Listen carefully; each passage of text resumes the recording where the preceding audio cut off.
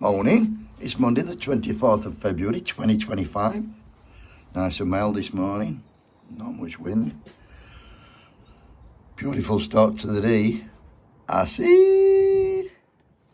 Today we're going to talk about James Cartlidge. He is the Conservative MP for South Suffolk and he has been since 2015. He's also the Shadow Defence Secretary. But before that, there were the German elections yesterday, and despite the best efforts of fucking Elon Musk and JD Vance going out there, showing their support for the AfD, which was like the German version of Reform, the Nazis really, and luckily, well not luckily, fucking gladly, 80% of the Germans voted no to fascism.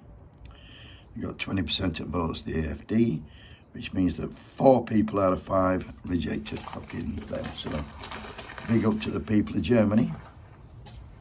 James Cartlidge, meanwhile, he were on Laura Kuenssberg yesterday, and he were talking about fucking defence spending, and he said that defence spending's gone down. Well, it will have, because Tories have been in power for the last 14 years.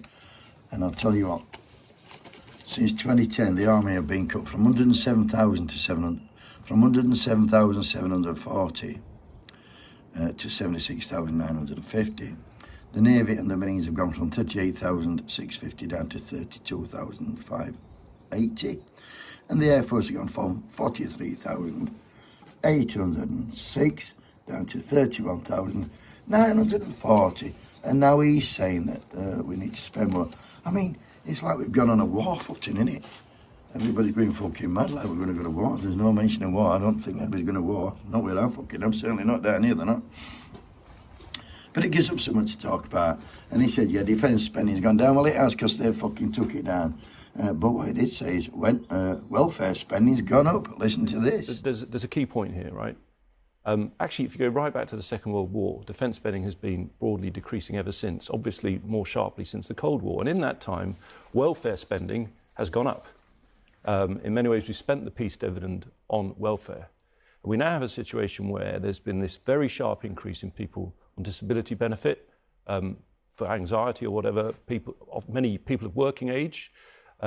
And I'm afraid that can't go on as a country. We're going to have to be more resilient. So I think looking at welfare is not just about the savings, it's about our country getting onto a pro-growth footing. But that is where you would look then. Disability benefits would be somewhere you'd be willing to pull back money to spend on defence instead. So our Shadow Chancellor Mel Stride, as you know, was previously the DWP Secretary in charge of benefits. Mm-hmm. He set out a very clear plan, and we're not sure yet whether the government are going to follow that. But that plan would not be enough cash in order to pay for the big extra lump of money that you're suggesting would be needed for defence. So just to be really clear, you're suggesting that you'd be willing to take a bigger axe to the welfare budget for people with mental health issues. You mentioned anxiety there, who might be claiming disability benefits in order to get money for defence. That's where you would Just to be clear, Laura, I'm not saying the exact policy here and now, right?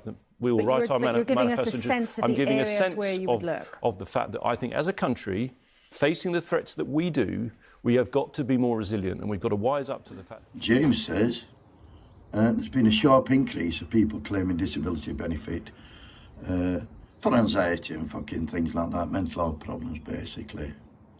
And many people of working age are claiming fucking benefits, and this can't go on. We have to be more resilient. That's the word. We've got to be more resilient. What I forgot to mention is Tories fucking decimated mental health services over the last 14 years, and now complaints about an increase in people who actually fucking need them services. I've got an idea for James. How about we stop paying for security for fucking former MPs?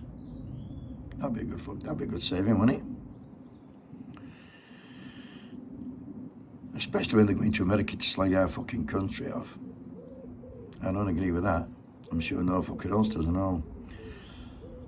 How about cutting the amount of expenses MPs can claim?